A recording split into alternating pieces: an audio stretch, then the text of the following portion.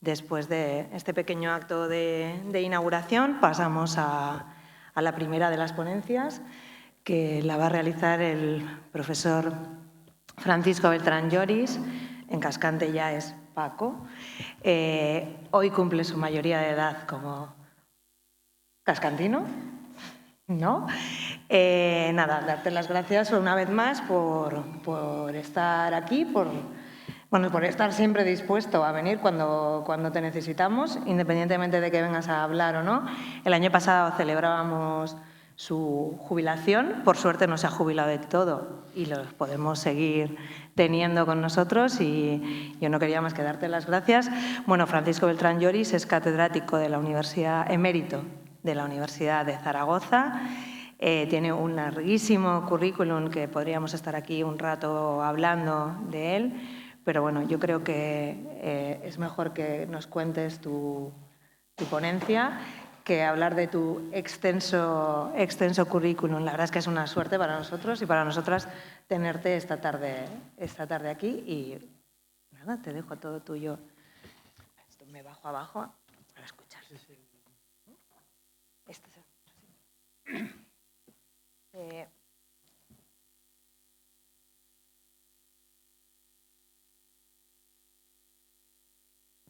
Hola. Muchas gracias, Marta.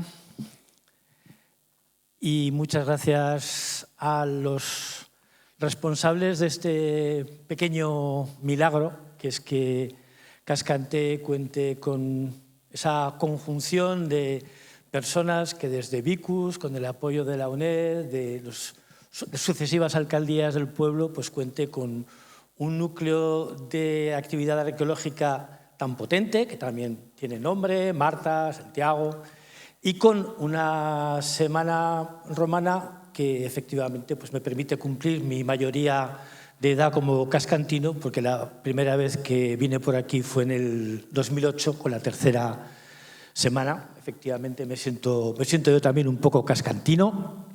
Y, por supuesto, bienvenidos a cuantos nos estén siguiendo por streaming o nos vean posteriormente. Mi cometido en esta semana es crear un poco un marco introductorio sobre las creencias, las prácticas funerarias de los romanos y, en particular, de los romanos básicamente durante el Principado, y, en particular, con esa peculiar manera de afrontar lo que para ellos era la verdadera muerte, que era el olvido, recurriendo al curioso mecanismo, ahora familiar para nosotros porque lo hemos recuperado, que era dejar constancia escrita, permanente, para la eternidad, de la existencia de una persona a través de los epitafios, como el de este joven. Pondré varios ejemplos zaragozanos, dada mi procedencia, como este individuo llamado Jacinto, Iaquintus, esclavo, una persona esclavizada. Conocemos el nombre de su amo, Sura. Los romanos le ponían a los esclavos, como nosotros a las mascotas, nombres que no eran de su repertorio, por eso elegían nombres griegos. Y de este, que sabemos simplemente que era el responsable de un hórreum, de un almacén de grano, y unas siglas que casi ya no se ven en la línea de fractura, hic situs es, aquí yace, tan frecuentes en los epitafios que se abreviaban simplemente HSE. El propósito de este individuo, que era una persona esclavizada, como decía, era, en cierto modo, mostrar su éxito social, un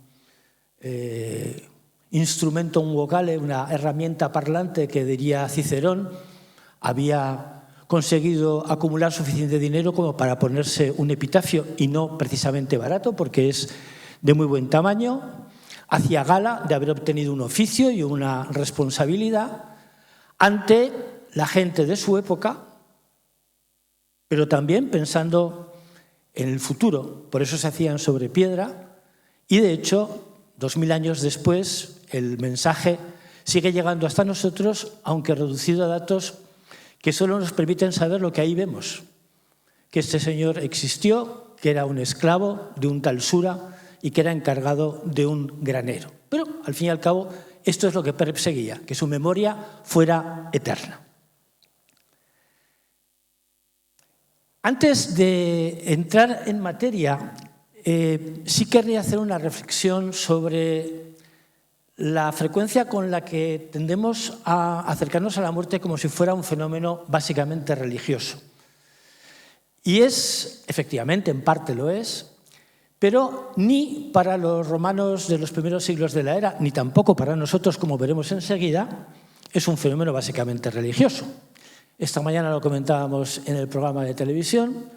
Un 51% de la población en la actualidad se declara religiosa, aunque no muy practicante. Todavía un porcentaje mayor considera que existe Dios o un ser sobrenatural, pero tan solo el 35% de la población cree en el más allá, que exista una vida después de la muerte. Y obsérvese que ni siquiera el 50% de los católicos, y todavía más sorprendente, un porcentaje no pequeño, ni de los agnósticos, indiferentes o ateos, que creen en una existencia. Por lo tanto, creer en la vida del Tatuma no es un fenómeno estrictamente religioso, aunque en parte lo sea, si uno cree en un paraíso. Y además, y esto lo comparte nuestra sociedad con la sociedad de los romanos de esta época, que tiene muchos paralelismos, es una visión más bien heterogénea, no todos lo vemos de la misma manera, y un tanto difusa en ocasiones. Procederé a una breve introducción en la que hablaré de la muerte como rito de paso, de nuestra perspectiva de la muerte y de algo que creo que ilustra muy bien cuál es esta perspectiva, la evolución de los cementerios, para después entrar propiamente a la muerte en Roma, las creencias, muy poquito de los rituales para no pisarle el terreno a Miguel Requena, y finalmente me centraré en las inscripciones, en los epitafios, que además de mi especialidad es un poco el enfoque que quería darle a esta charla. Bien, todas las sociedades se enfrentan a esa alteridad radical que es la muerte con algún tipo de estrategia, y los antropólogos se acercan a ella como un rito de paso, es decir, como un momento en el que una persona cambia de un grupo para integrarse en otro, en este caso cambia del grupo de los vivos para pasar al grupo de los muertos, con determinadas actitudes, vestimentas, rituales, como pueden ser los muy marcados ritos de paso en las sociedades tradicionales, como ese precursor del puenting en Vanuatu, o la iniciación de los jóvenes Yao en Malaui, o ejemplos como el de la caza del león entre los Masái, o la iniciación de las mujeres, por fortuna ya sin la brutal ablación del clítoris, que era relativamente frecuente hasta no hace mucho tiempo.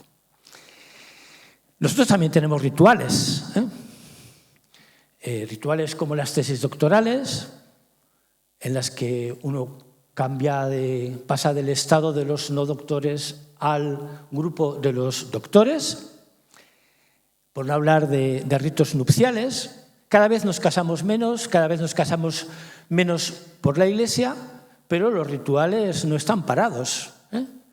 En Zaragoza se ha puesto de moda ahora pues, la petición de mano el día del Pilar en la Plaza del Pilar, o las despedidas de solteros que hace algunos años prácticamente eran inexistentes y ahora son frecuentísimas, o nuevos rituales como la fiesta de los 15 años importados desde Latinoamérica, la primera vez que una muchacha puede vestir zapatos de tacón, que son cada vez más frecuentes, hasta hay empresas que se dedican a organizarlos.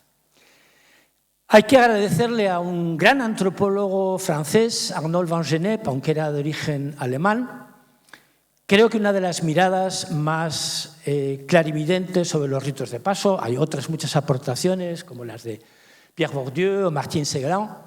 Las referencias bibliográficas aparecerán habitualmente en azul, que divide los ritos de paso según un ritmo ternario, con una serie de acciones que marcan la separación del grupo originario, otras que se realizan al margen y otras que marcan la integración, la incorporación al grupo de destino. Podríamos señalar muchos ejemplos, pero centrémonos en el de la muerte, que básicamente tiene 3 momentos en casi todas las culturas: uno de velatorio, otro de enterramiento y otro de duelo, que va dado los nombres más castizos de mortaja, sepelio y luto, con la particularidad de que hay rituales a 2 niveles. Por una parte, los rituales que permitirán al muerto, al difunto, alcanzar el estadio de muerto cultural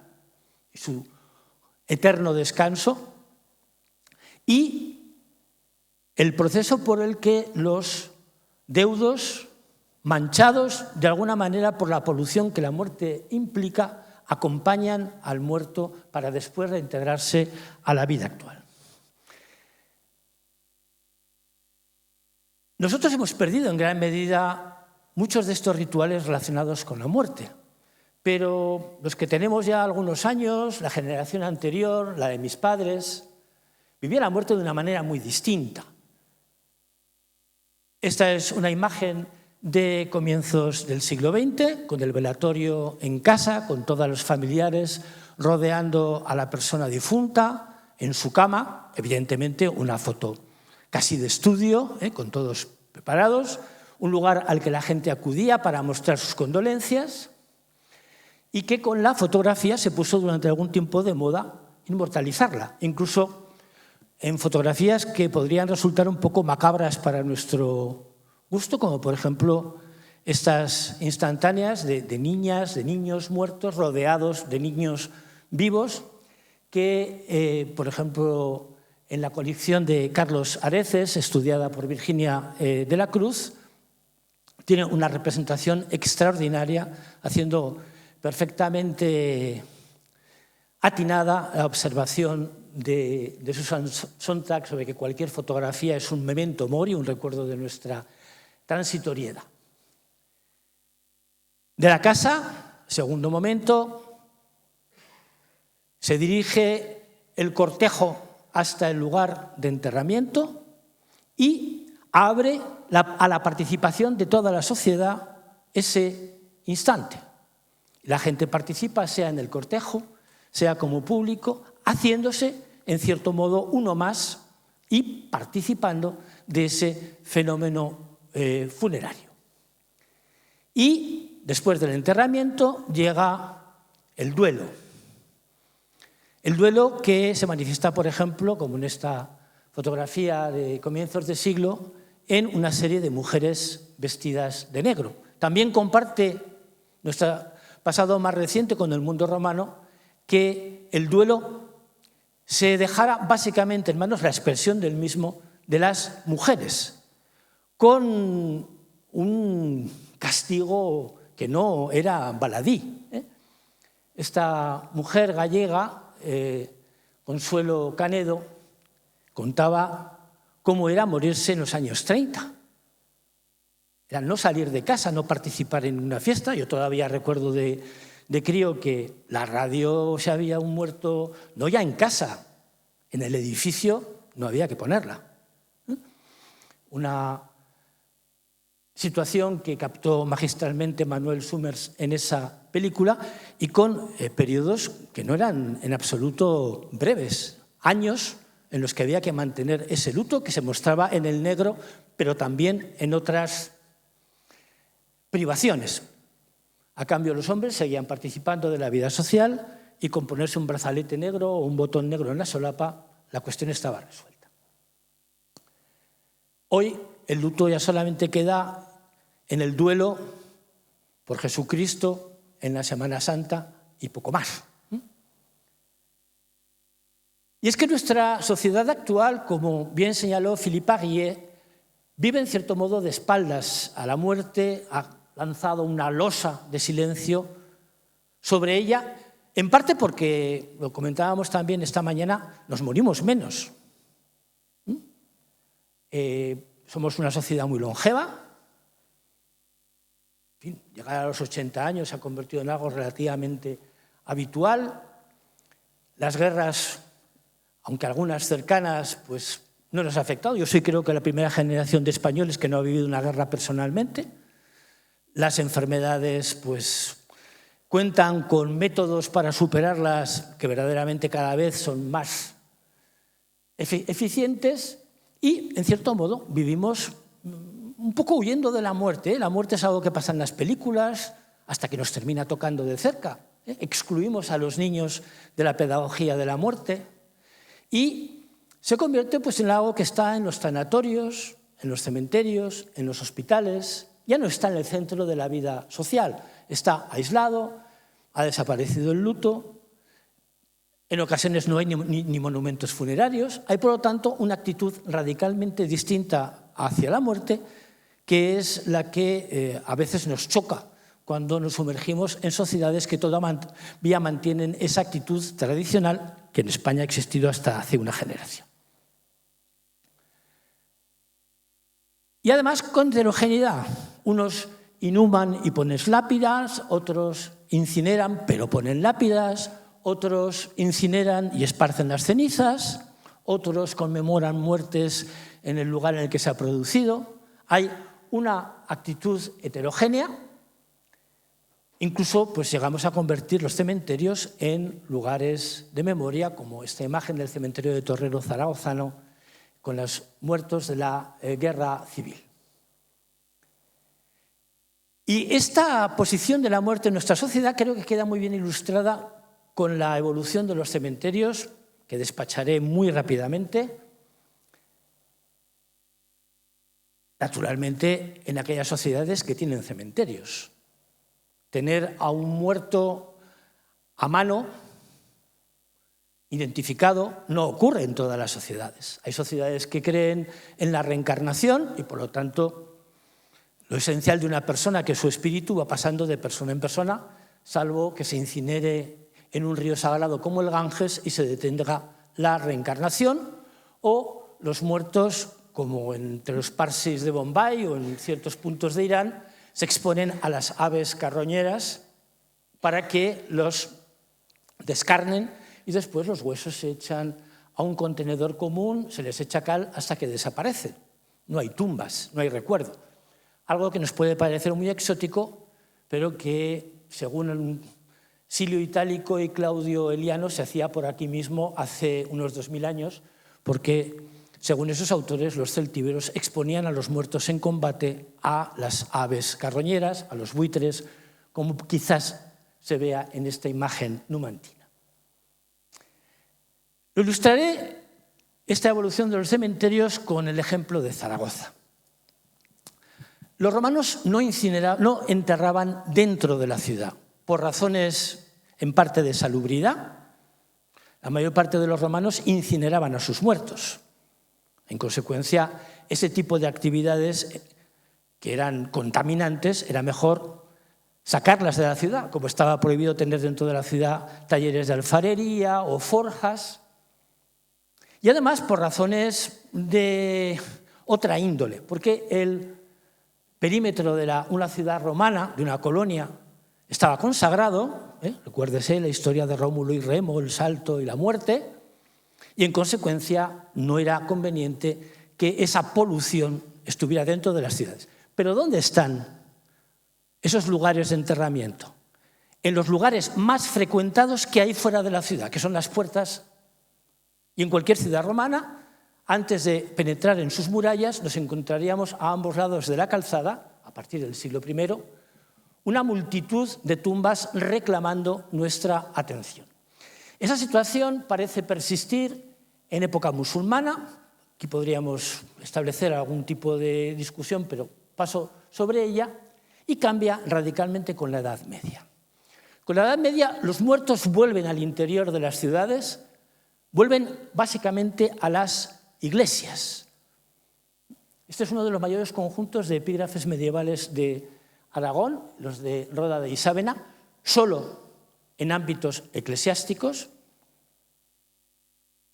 y se genera una auténtica industria de la muerte, porque la Iglesia cobra por enterrar. Y unos, si disponen de medios, van dentro de la iglesia y otros, si no disponen de medios, van a un fosal en donde sus huesos estarán algún tiempo hasta que se vacíe el fosal para dejar paso a los siguientes. ¿Por qué cerca de las iglesias? Pues porque en la Edad Media se difunde la idea del purgatorio. Entre el infierno y el cielo había un lugar en el que los que habían sido malos, pero no muy malos, tenían que pasar un tiempo hasta que esos pecados eran perdonados y, como el gran Dante Alighieri muestra en la Divina Comedia, y naturalmente si uno tenía al lado unas reliquias de mártires, como en Santa Engracia de Zaragoza, y además había rezos, pues ese periodo se reducía. Y de esta manera vuelven prácticamente hasta antes de ayer los enterramientos al interior de las ciudades, hasta que con la Ilustración, con el periodo de dominio napoleónico, que innovó en algunos terrenos, o algunas epidemias como la de cólera de 1832, en el caso de Zaragoza, se abre la idea de un cementerio que se inaugura en 1867, curiosamente el mismo año que se inaugura el de Cascante, pero absolutamente fuera de la ciudad, en un lugar periférico, alejado, esa marginalidad de la muerte de la que antes hablaba, y además en un espacio cerrado, al que se va exclusivamente para eso, ya no a la puerta de la ciudad. Nosotros vemos las tumbas una vez al año, los romanos las veían todos los días cuando entraban o salían de su ciudad. Y en esos cementerios se renuevan o se recuperan prácticas que no tienen tradición medieval, pero que sí tienen precedentes, por ejemplo, en época clásica, como colocar flores en las tumbas o colocar un epitafio, que ahora nos parece lo más normal del mundo, pero que durante la Edad Media solamente tenían algunos clérigos o miembros de la nobleza y dentro de las iglesias.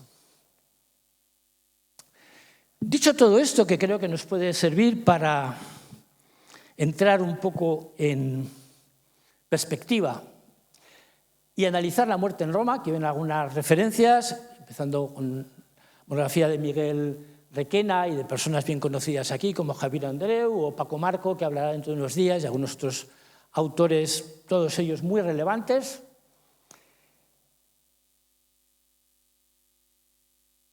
Decía antes que ahora nos morimos poco. Claro, es que en época romana la tasa de mortalidad se estima en algo así como 4 veces la actual en España, que es del 8,9 por 1000. Por no hablar de la tasa de mortalidad infantil, que se evalúa en cerca de un 300 por 1000. Es decir, 1 de cada 3 niños prácticamente no prosperaba y muchas madres morían en el parto. Y además, Roma vive permanentemente en guerra desde su fundación hasta, yo diría, que su extinción. Según la tradición, el templo de Jano, construido por Numa Pompilio en el siglo VII, cerraba sus puertas cuando Roma estaba en paz. Eso ocurrió una sola vez antes de Augusto. Es decir, todos los años los romanos adultos eran llamados a filas, iban al combate, y muchos de ellos morían.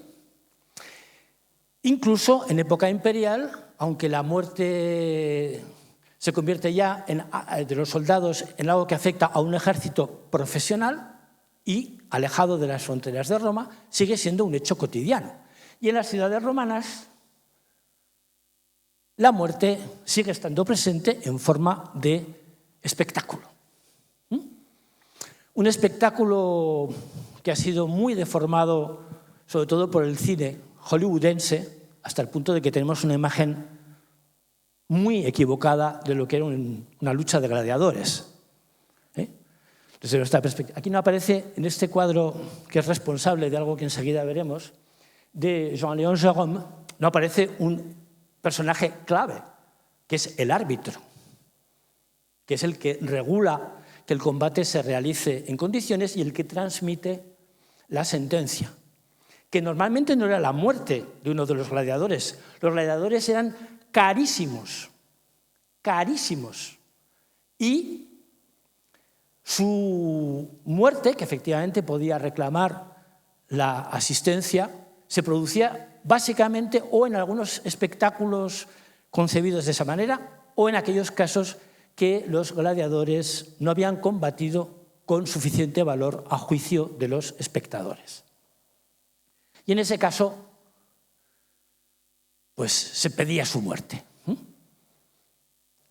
Me voy a detener un momentín en este gesto que popularizó el cine hollywoodense a partir de este cuadro de Jérôme. Aquí vemos a Joaquin Phoenix en Gladiator, condenado, luego tuvo que levantar el dedo, ¿no?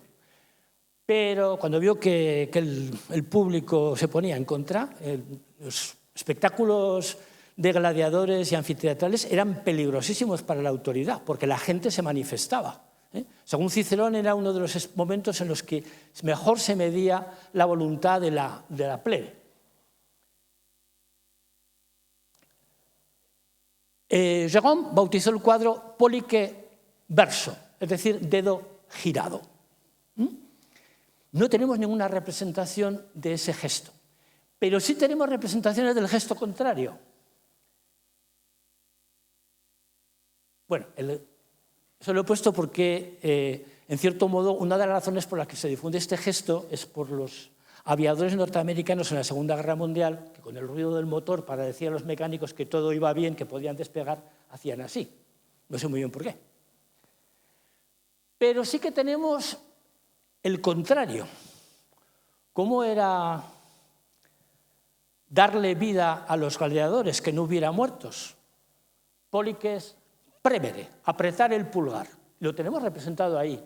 El árbitro transmite la noticia, la decisión que ha tomado el editor de los juegos, y los dos gladiadores, stantes missi, son despedidos de pie, es decir, vivos. Incluso conocemos otro gesto,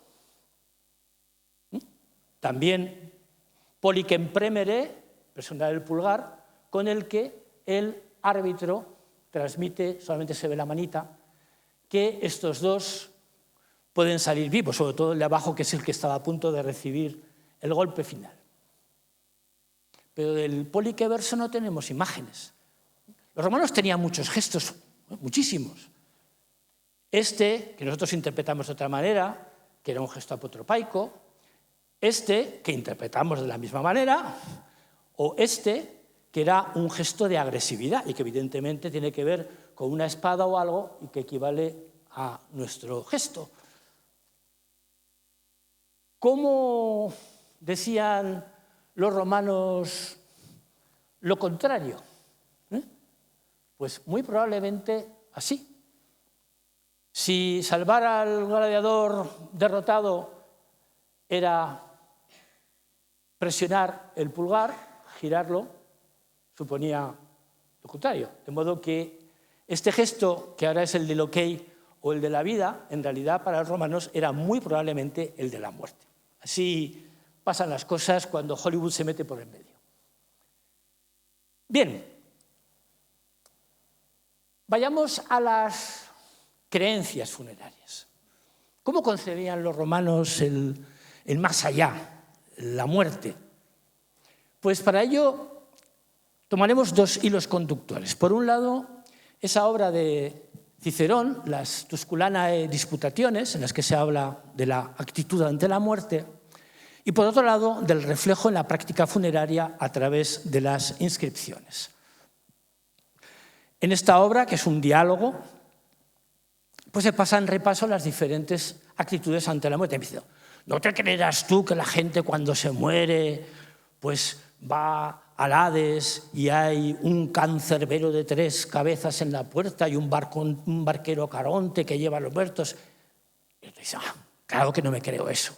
Esta es la imagen literaria muy presente en el imaginario romano. Incluso en la práctica, muchos muertos eran enterrados con una moneda en la lengua para pagar a Caronte, pero es más bien una referencia imaginaria que una creencia interiorizada. Así, por ejemplo, lo muestra esta inscripción, que es interesantísima, pero que no comentaré, en griego, que dice: todos los que hemos muerto e ido al ínfero somos huesos y cenizas, nada más. Y esta es probablemente la imagen más difundida de la muerte en esta época. Después de la muerte, ¿qué hay? No hay nada.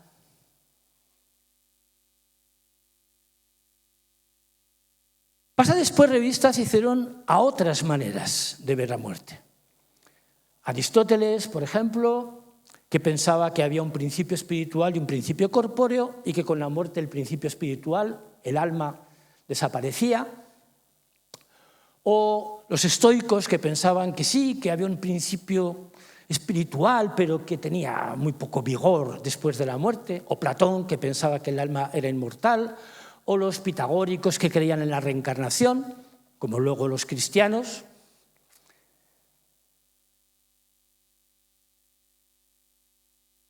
Lo cual es un evidente punto de contacto con nuestra sociedad, que también tiene una imagen heterogénea del más allá, como veíamos al principio. Aunque parece que de todas esas opciones, la de que no hay nada después es la más, al menos la más frecuentemente expresada.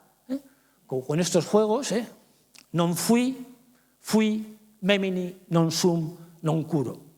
No existía, existí, tengo recuerdos, ya no existo, ya no tengo preocupaciones. Esto se hace tan frecuente, esta es otra imagen similar. Fíjate, lector, cuán presto pasamos de la nada, cuando no éramos, a la nada, cuando ya no somos. Que llega a abreviarse en las inscripciones: NF, NS, NC. Non fui, non sum, non curo. Evidentemente, algo suficientemente difundido, quizás un tanto intelectualizado, que es un poco la imagen de este Flavio Agrícola, que es representado con un vaso de vino, al que hará varias veces referencia en su epitafio, un epitafio en verso, que como nos mostrará María Limones, el lugar donde se expresan más los sentimientos, en el que habla de su querida esposa, de su hijo importantísimo, que será el que cuide de la tumba. La tumba, ya se ha dicho, requiere cuidados, visitas, celebraciones, para asegurar esa muerte cultural del difunto. Y se dirige, porque todos estos mensajes van dirigidos a alguien, es un diálogo. Y le dice: amigos que leéis esto, os exhorto, mezclad el lieo, el vino, los romanos bebían el vino cortado con agua, y bebed lejos de aquí decoradas vuestras sienes con flores, y no rechacéis las uniones amorosas con hermosas muchachas.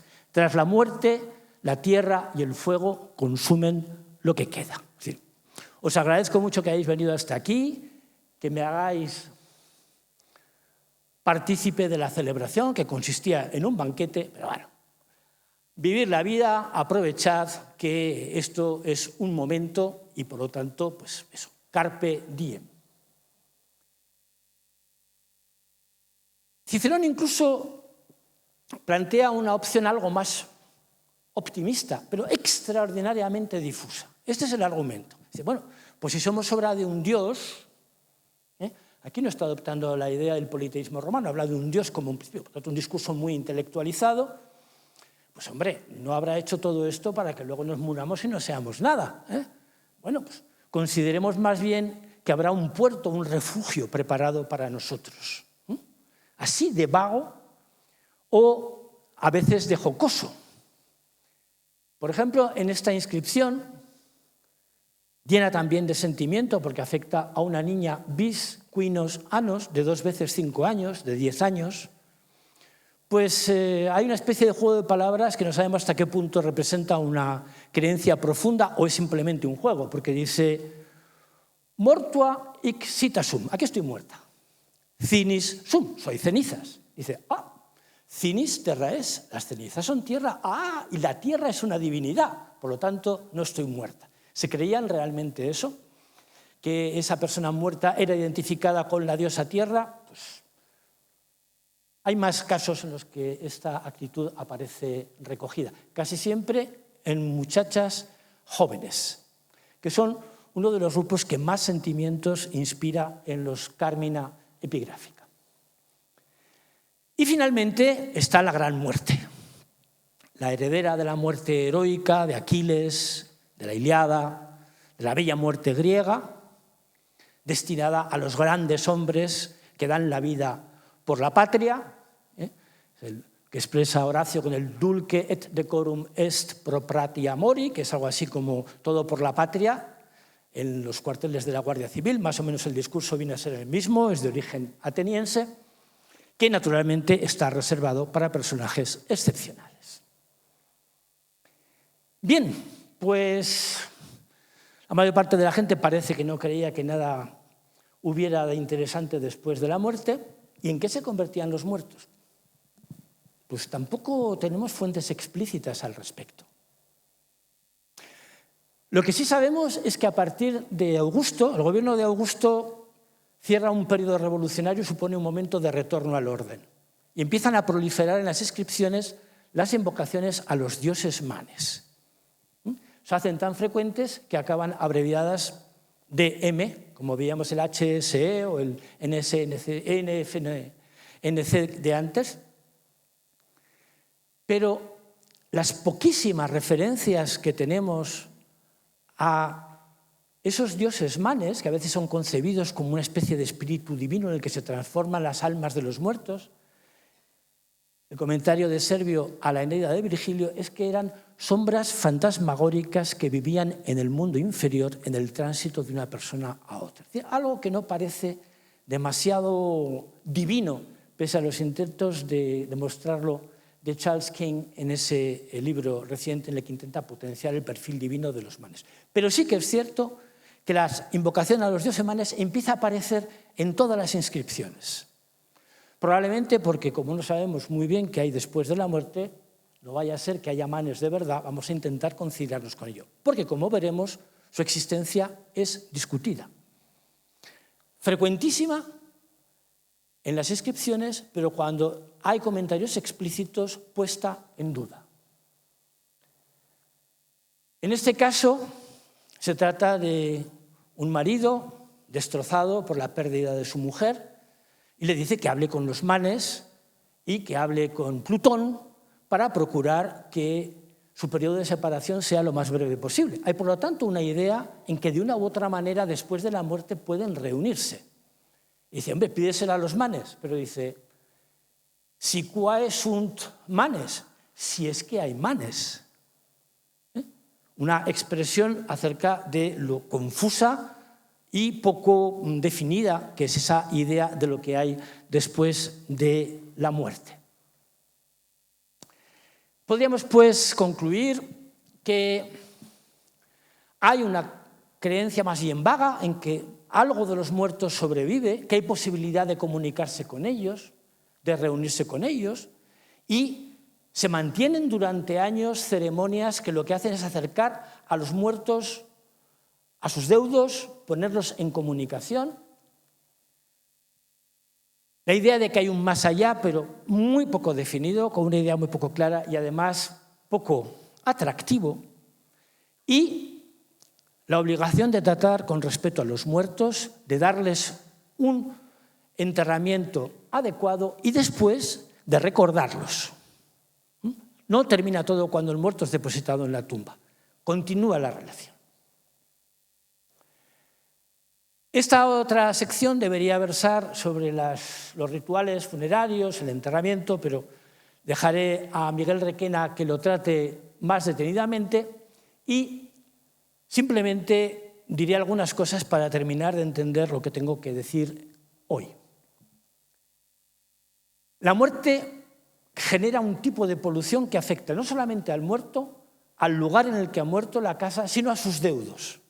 Y de esa polución hay que purificarse.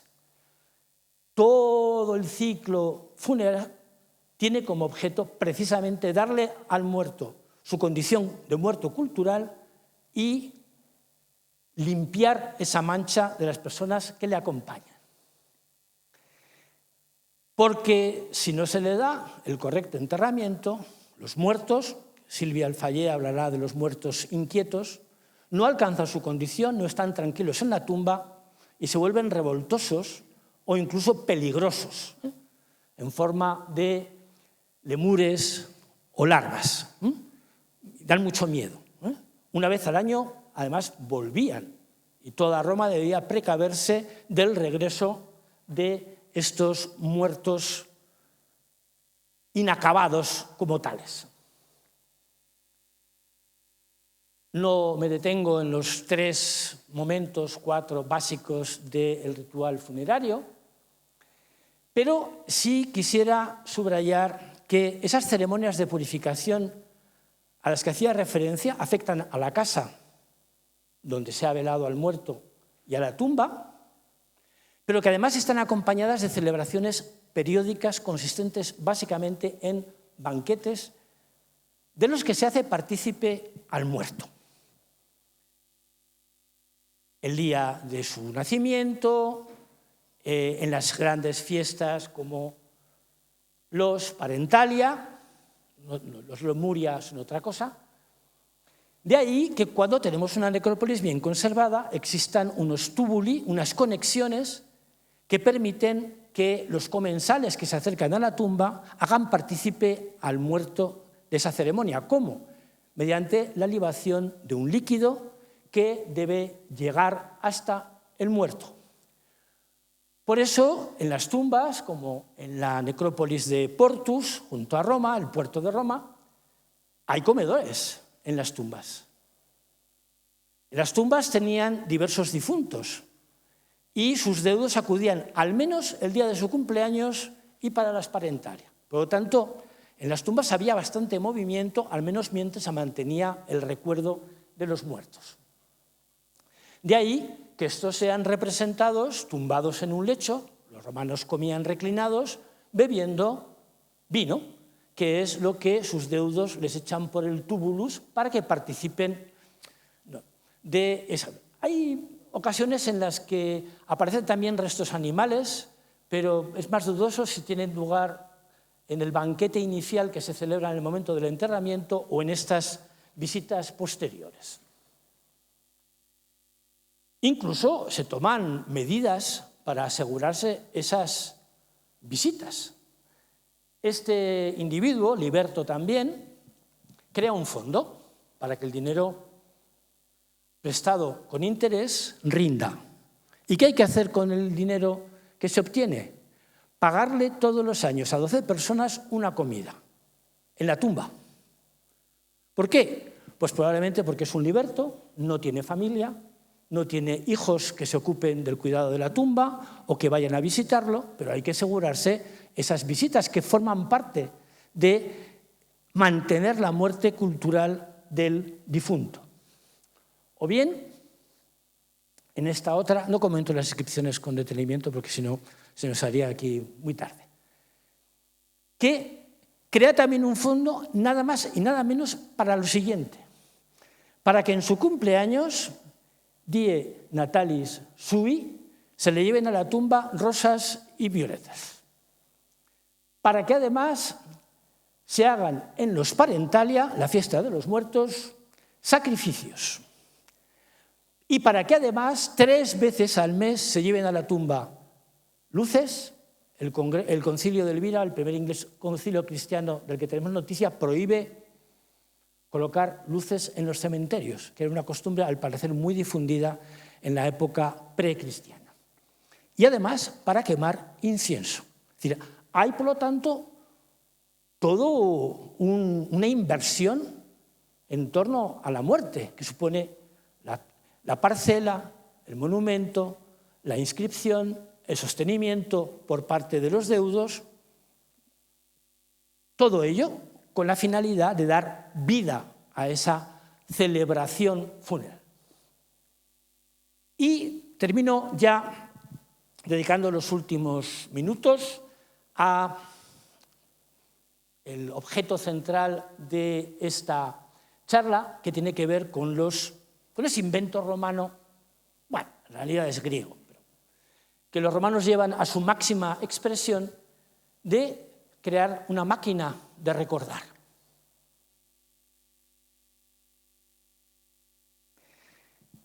El historiador Tácito se casó con la hija de un senador romano, como el que tenemos aquí en primera fila, muy famoso.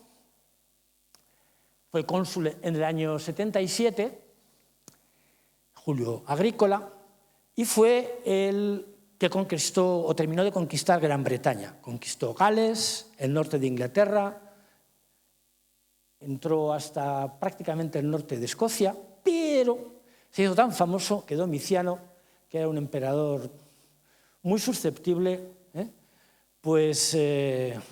empezó a pensar que podía ser un antagonista peligroso, incluso un candidato al trono, y Agrícola, que no era tonto, decidió voluntariamente exiliarse. Por eso, cuando murió fuera de Roma, no tuvo lo que le hubiera correspondido, que era un funeral público. En los funerales públicos de los grandes hombres había una laudatio funebris, un discurso en el que se trazaba el perfil del difunto. Y por eso su yerno, Tácito, decide regalarle una especie de discurso fúnebre en forma de biografía, ya que no pudo acompañarlo en el momento de su muerte, y de nuevo se vuelve a poner en duda la existencia de los manes. Dice, bueno, una muerte que es una muerte que afrontó como un hombre, sin los lamentos mujeriles. En los funerales se contrataba plañideras para que se tiraran de los pelos y lloraran y dijeran, ¡ay, pobrecito, que se ha muerto! Cosa que es lo que yo he visto, por ejemplo, en el funeral de mi abuelo y que me dejó impresionadísimo cuando entré y empecé a ver una serie de señoras que estaban profiriendo alaridos, gritos y llorando.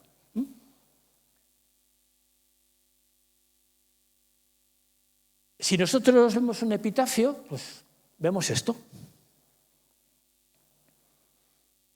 Una invocación abreviada a los dioses manes, el nombre de una muchacha de 12 años, de una jovencita casadera romana, y su edad, con meses y días. Lapidario, lacónico, contenido, no hay ni un gramo de sentimiento. Estos romanos, ¿cómo eran? Conocemos a este fundano, que por cierto es el gobernador que estaba en la Hispania Citerior cuando se lleva a cabo la Lex Rivi Iberiensis, por lo tanto muy relacionado con Cascante, que era muy amigo de Plinio el Joven y cuenta en una de sus epístolas la tragedia que ha sido la muerte de esta chica. Cuando ya tenía novio, estaba preparada la boda y todo son expresiones de dolor. Tristísimos. De nuevo, esa muerte triste, plane, acerbunque, triste y adesora. Es una muerte que no tocaba en una muchacha tan joven y llega a decir non posso exprimere verbis quantum animo vulnus accepit. No puedo decir con palabras qué herida me ha producido en el alma esta noticia. Y cuando habla del padre, el responsable de esa lápida tan lapidaria, habla ut multa luctuosa dolor invenit. El dolor trae muchas cosas luctuosas y habla de cómo ha padecido el progenitor la muerte de la hija. El sentimiento queda para la casa, públicamente lo que se expresa es otra cosa. Pero volvamos a Agrícola. Los grandes hombres sobrevivirán, porque sobrevivirá su memoria, porque quedarán escritos permanentemente en la memoria colectiva a través de la historia. ¿Y los demás? Los que no son grandes hombres, los que no forman parte del discurso histórico, pues para ellos, dado que la mayor parte de los romanos consideraban que después de la muerte no había nada o no había nada preferible, y por tanto no habiendo nada, la muerte real era dejar de ser recordados. Lo esencial es activar la memoria. ¿Y cómo se activa la memoria? Con el monumentum, que quiere decir literalmente hacer recordar.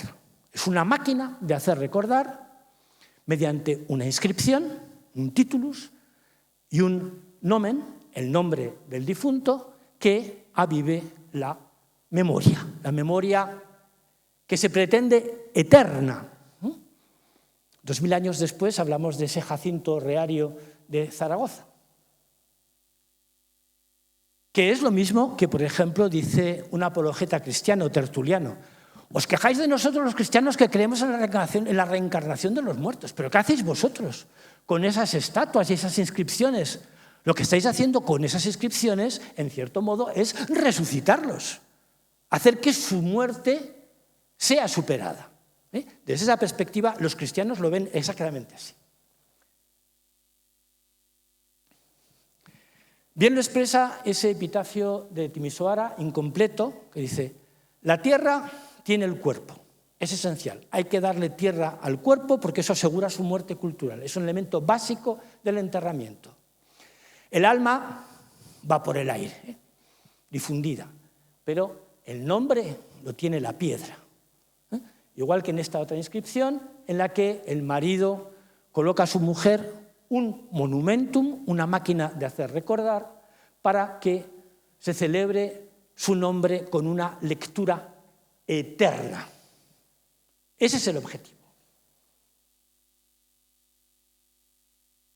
Tenemos el caso ficticio de Trimalción, un personaje de Petronio, un nuevo rico, que se manda a hacer un epitafio falso, de lo más rimbombante. Yo salí de la nada, pero dejé 30 millones y nunca tuve que ir a clase para eso. Y me nombraron de todo. Pero lo que quiere es que su monumento sea visto, llame la atención. ¿Y qué hace? Pues primero dice, creo que de esto hablará Irene, por lo tanto no entro mucho en la parte iconográfica, pero dice, bueno, y en medio de la tumba me vais a poner un reloj, orologium in medio. Ut quisquis horas inspiciet, para que el que mire la hora, velit, nolit, nomen meum legat. Para el que mire la hora, quiera o no quiera, lea mi nombre. Ese es el objetivo del monumento, que el nombre perdure.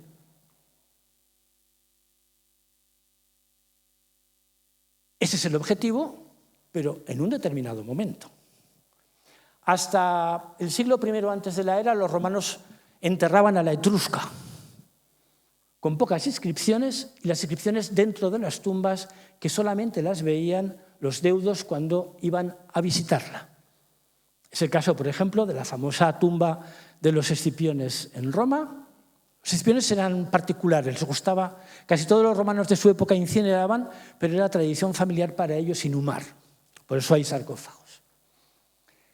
Pero allá por finales del siglo II, los epitafios, las inscripciones, salen de las tumbas, aparecen en lugares frecuentados y reclaman la visión, como quería Trimalción, de los paseantes. Hay un cambio radical, es el momento del boom epigráfico, cuando las inscripciones se convierten en un auténtico medio de comunicación social y esos son mensajes que quieren ser leídos. Por lo tanto, quieren reclamar la atención, colocando un reloj para que la gente vea la hora o bien con otras fórmulas, colocándose justamente a la puerta, a la salida de una ciudad, frente de la puerta de Nuqueria, como en este caso de Pompeya, o este otro que está al lado, y que nos muestra dos realidades. Se buscaba la publicidad, sin duda, pero en este caso tenemos las estatuas de las tres personas que aparecen mencionadas ahí. Uno también es un liberto, Besonio Fílero, que fue sacerdote del culto imperial, su patrona y un amigo. Un amigo que se portó fatal porque le llevó a juicio y decidió excluirle del derecho a ser enterrado dentro de ese monumento funerario. Porque si vamos al interior, resulta que hay no menos de una veintena más de personas, de las cuales algunas no tienen epitafio y otras, como este joven niño de 13 años, el nombre y la edad, punto, sí que lo tienen, pero no aparecen fuera. Por lo tanto, quienes no eran familiares, lo único que veían era a los propietarios de la tumba. Otras muchas personas dejaban este mensaje exclusivamente para los familiares y los deudos. Colocarse en un buen sitio era una buena fórmula para atraer la atención, pero hay otras. Construirse ese inmenso mausoleo de tradición oriental, como hizo Augusto, a cuyas puertas colocó 2 textos larguísimos con todas sus obras, o bien grandes monumentos funerarios, como este de Cecilia Metela. Sabemos de ella lo que dice esta inscripción, nada más. Esta mujer solamente la conocemos como hija de Cecilio Metelo Crético y mujer de Craso. O bien, esto sí que debería llamar la atención. Este senador, unos pocos 12, 15 años después de la conquista de Egipto, construye una pirámide en Roma, que la gente estaría absolutamente fascinada por esa novedad que evidentemente atraía la atención. O otro Liberto, que se dedicaba al negocio de la panadería, que no contento con poner una inscripción, la pone por cada cara, para que uno pasara por donde pasara, leyera su nombre, Virgilio Eurisaces. Bueno, les ahorro el por qué tantas tumbas de libertos, es una cuestión a la que he dedicado algún trabajo, pero no me quiero entretener en eso ahora. Y había también tumbas más modestas. No todo el mundo podía construirse una pirámide. Había tumbas más como las que hemos visto del esclavo Jacinto, o incluso quienes no tenían más opción que tener una urnita con unas cenizas metidas dentro de lo que llamamos columbario. Pero hasta tal punto llega esta obsesión por el epitafio que casi el 90% de las inscripciones de Roma son funerarias. Y con un grado de, vamos a llamarlo así, democratización de la búsqueda de la memoria sin precedentes. Eso no quiere decir que todo el mundo se pusiera un epitafio. Antonio Felle vio, y coincide curiosamente, que en los columbarios y en las catacumbas el porcentaje de personas con inscripción conservada es de en torno al 15%. En otros casos se habrán perdido, en otros casos estarían pintadas o escritas con carbón, muy frecuente, lo hemos perdido, pero era frecuentísimo escribir con carbón. Hay después, y voy terminando ya, no quiero pasar de la hora, un momento en el que parece que después de ese exceso de época tardo-republicana y augustea, hay una especie de vuelta al orden progresiva y de nuevo la atención vuelve al interior de la tumba. De hecho, por ejemplo, en esta necrópolis, que es la de la Vía Triunfal de Roma, la que hoy está en el aparcamiento del Vaticano, hay inscripciones que están al exterior, pero muchas inscripciones están dentro de la tumba. Solamente las verían los deudos. Inscripciones que, si no supiéramos cuál es su ubicación exacta, pensaríamos que estaban destinadas por su precio, extensión y monumentalidad a ser expuestas públicamente. De modo que aquí el contexto arqueológico nos habla mucho de hasta qué punto eran visibles estos mensajes. A partir de la difusión del cristianismo cambia radicalmente el paisaje. Ya no tenemos después de la muerte algo vago y más bien negativo, sino la posibilidad del paraíso. Por lo tanto, esa finalidad de la memoria como única alternativa a la muerte, en cierto modo, se debilita. Por ejemplo, en este epitafio tarraconense también de una niña, y ya en el momento en el que los talleres epigráficos dejaban mucho que desear, hay errores, discrepancias. A la muerte una vez se le llama marturia, a la otra vez se le llama martoria, se escriben las palabras sin separarlas silábicamente. El deseo es martoria, vivas cum beatos, marturia, que estés con los santos, es decir, que vayas al cielo, que estés en el paraíso. Ya no hace falta recordar para asegurar la vida, porque vive, sigue viviendo y además vive con los santos. Ha cambiado radicalmente el paisaje, aunque hay una cierta confusión. En este otro epitafio, en el que por alguna razón esa parte del griego se me ha desconfigurado, el pez, ichthys en griego, que aparece representado y que es un símbolo cristiano, entre otras cosas porque se desarrolla como un acróstico que significa Jesús, Christos, Jesucristo, Theou, Huios, Hijo de Dios, Soter, Salvador. Cristiano, evidentemente, tan arraigada estaba la costumbre de empezar las inscripciones con una invocación de los dioses manes, que ahí siguen, en una inscripción perfectamente cristiana.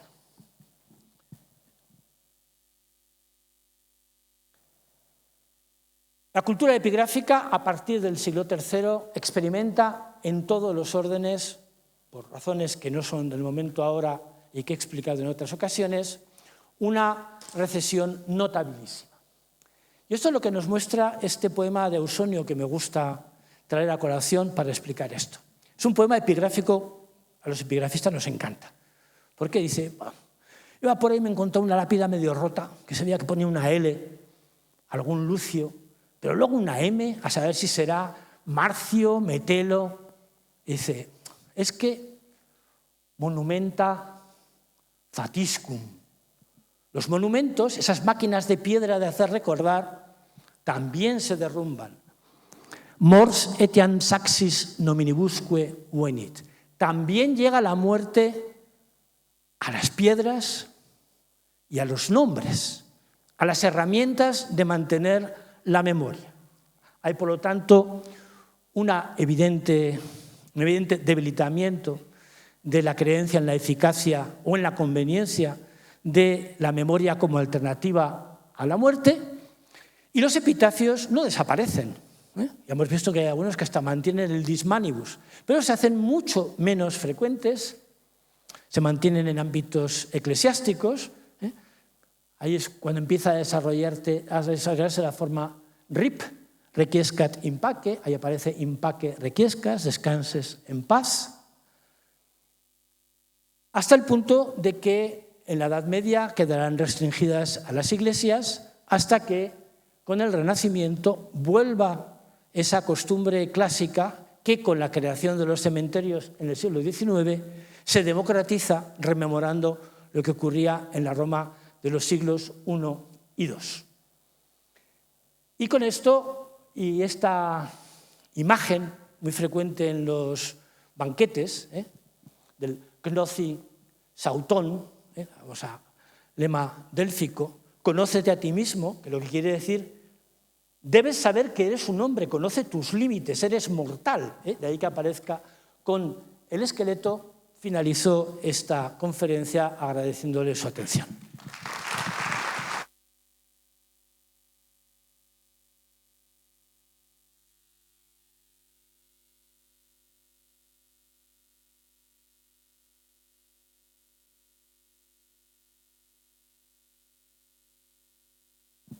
Muchas gracias, Paco, por la charla, por la conferencia. Vamos a pasar a tomar un café, si os parece, y vamos a dejar las preguntas y el debate para finalizar la sesión, porque creo que puede ser mucho más enriquecedor, ¿no? Creo que el café es en el patio. Muchas gracias.